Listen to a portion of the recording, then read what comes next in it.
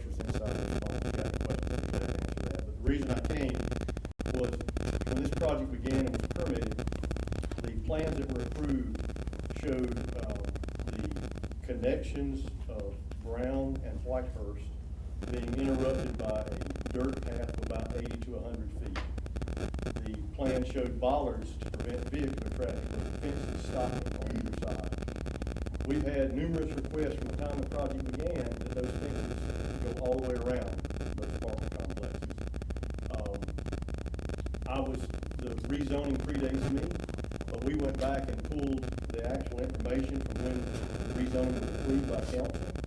And on second reading, it stipulates that the rezoning is approved without connectivity and without closed cross streets. So I see no reason, knowing that the developer wants it closed, the proposed tenants inside the complex want it closed, and the neighbors of the existing subdivision want it closed, that it not be closed. So I came to you tonight, not to get a vote from you, but to hear if there are any objections from you all that we allow them to run that fence across the end of Brown and Whitehurst and not put the bollards in place.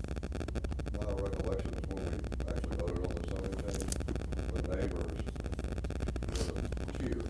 Yes, I understand that it was their primary concern was traffic through their neighborhood coming out of the apartment complex and just 200 more families and whatever it is in there with the traffic. well, I contacted the builder and the developer, confirmed that they were on board, they were thrilled with the idea. I don't know of anybody that opposed it. So unless you all express an objection, we're gonna tell them to proceed, close those areas with a fence. Put a fence or we should put what the people said they were gonna put when they first agreed to do that. Those people want to cut through there and go to the store, walking and stuff. We shouldn't fence that off. That's what you talking about? Yes, sir. Developers asking to do it, not the neighbors. Well, the neighbors are asking that we close it off, allow it to be closed with a fence. But what you gonna do about where those open accesses are? That's what they want to close off. So, no, sir. I think it's good to maintain the grid that we already have, I understand. We did come back to it. I mean, Mark, we did come back to the city council, and the city council voted to maintain the openings. And No, that's it's not not what- just a dirt pathway, it's an alleyway. That's not what the minutes say. I don't know what the minutes say, but I know what occurred. I mean, this is Come second. over, I can hear you. Come over, repeat what you just said, but that's my recollection. Yeah, we did, we came back, and because there was controversy about this, and we came before y'all again, and basically said that, you know, this is what happened, we explained the whole story, and the council said, my recollection, or a couple council members said, our recollection was that we voted to put the bollards in and keep the connectivity. I mean, I feel like this is almost like a civil rights issue. We are literally talking about fencing these people in because they are, you know, I guess, lower income folks. I And misunderstood it, I thought you were saying the developer. The neighbors of the neighborhoods and the developer and the builder all want to close it off with a fence. You said the neighbors too? The neighbors do, yes, sir, that's who's calling me. That's who, then, I'm not talking about that now, I don't have any contact with anybody that will rent those apartments. What I have had contact with are people living on Whitehurst, Brown, Gale. Those folks have contacted us from the first day and have always maintained that they want a fence across those openings. And the developer has expressed that to me as well, and it was declined. But based on, and I'll, instead of me reading this, I'll pass this around, you guys can read, this is the minutes of that last meeting. And based on what we read, and I got with Kay about this, that's why I came to you all tonight, because if you have an objection, we're gonna keep it just like it is. But I don't know of anybody that has called us that doesn't wanna see that fence there instead of the bollards. They wanna see it closed off so that no foot traffic, bicycle traffic, vehicle traffic, anything goes through there.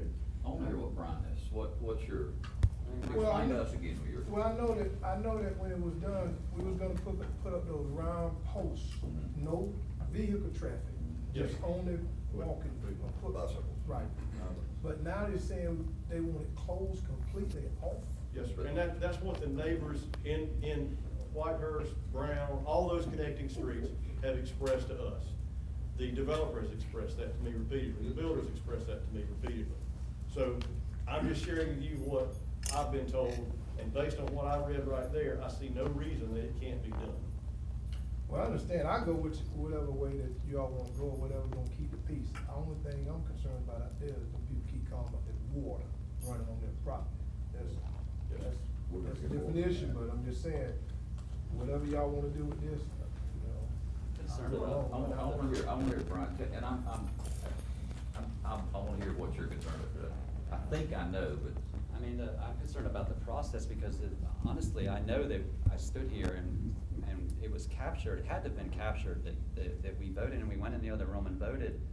And it was to keep the two streets open.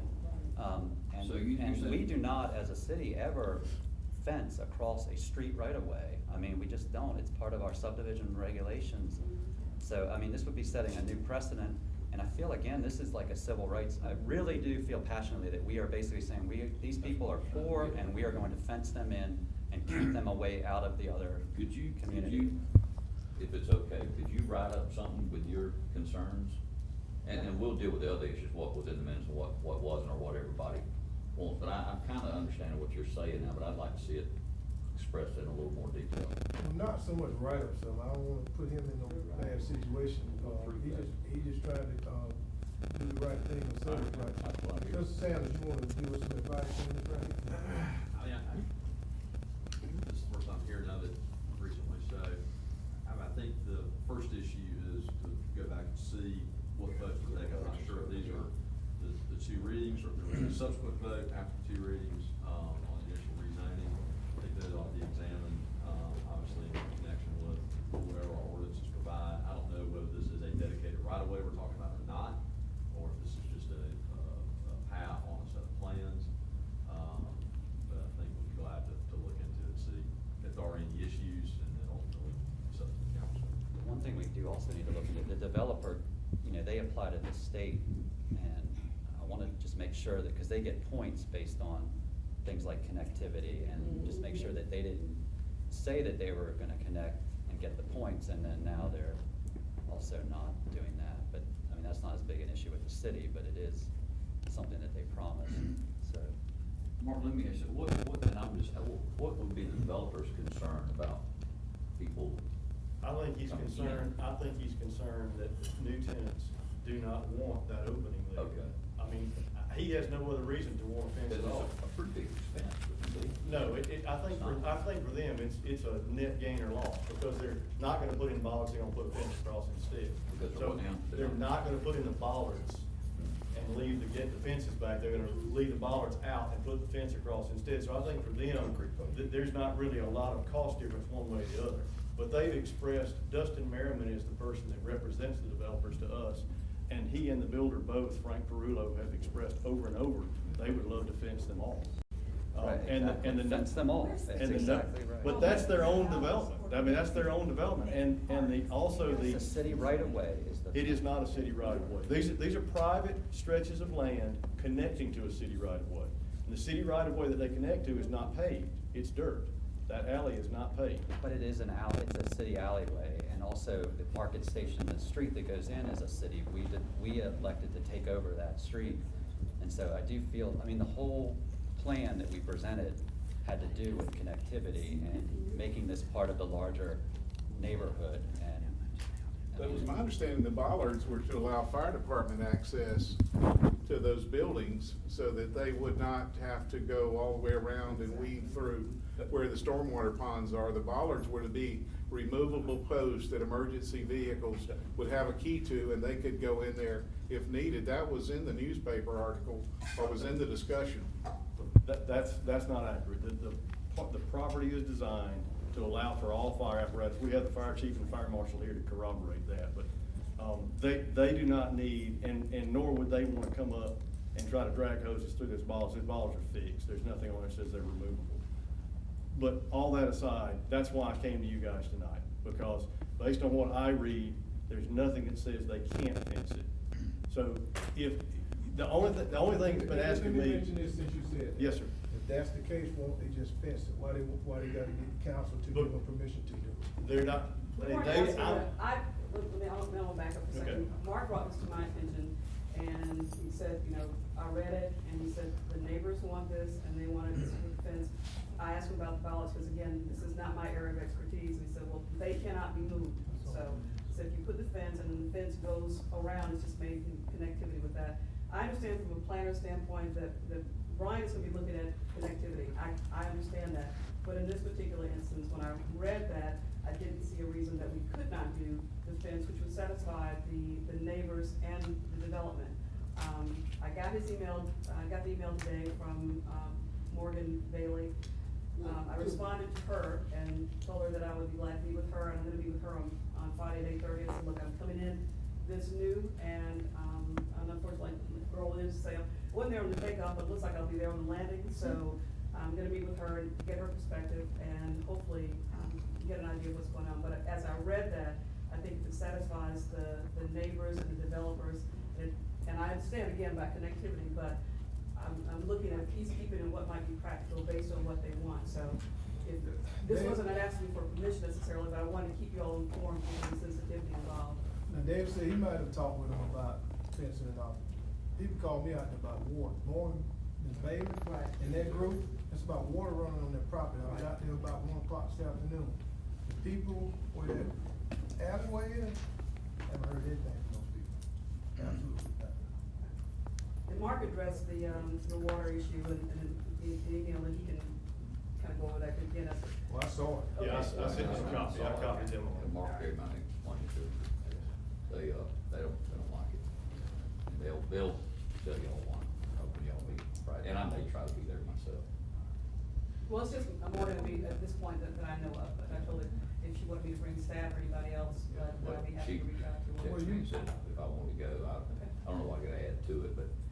You know, one thing we're not considering, and there's no one there to be this entity to vote now, is the people that live there. The people that live in this community are gonna be cut off now. And everybody that moves from their space is gonna have to go all the way out to Smith Avenue, where there's a purpose to this. There's a purpose to this interior streets, and there's a purpose to getting a kid on his bicycle can go places, but he doesn't have to get out on Smith Avenue and connect with the existing city grid. That's important. And that's the reason why it is as it is.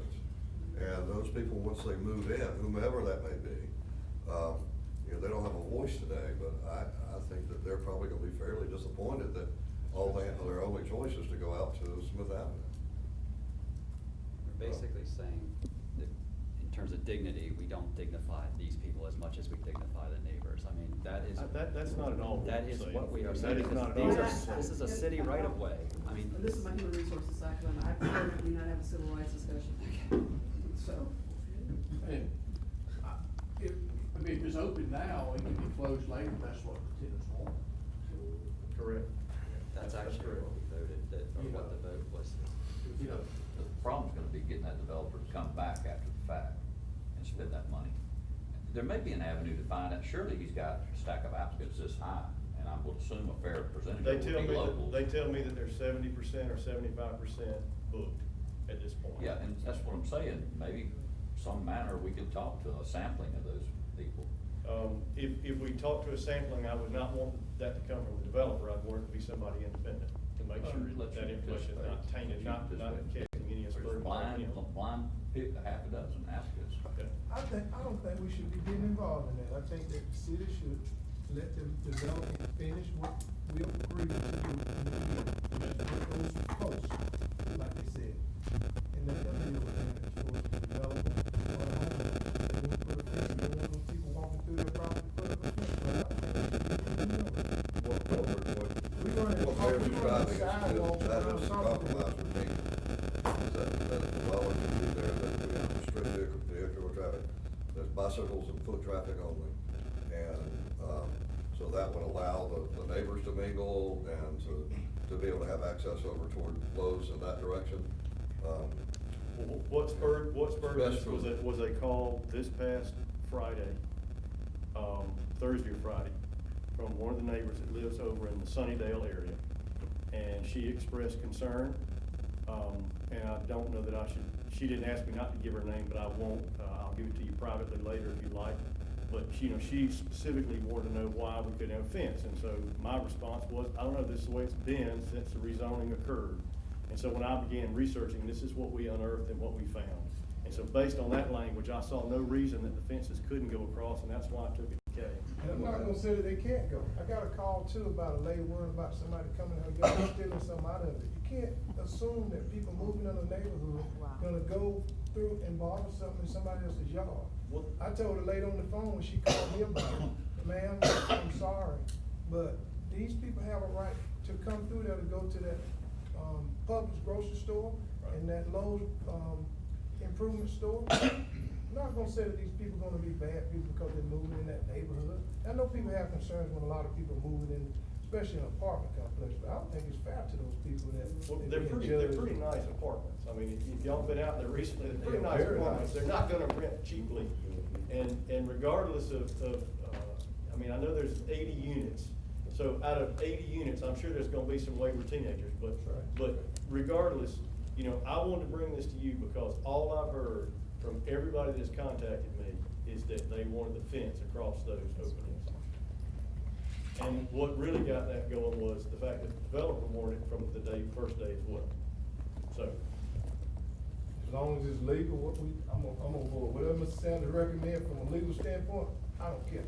As I said before, I want us to deal and get this water issue resolved, because that's what's more important than anything. yes, Now, does they have to walk by the holding pond to go out?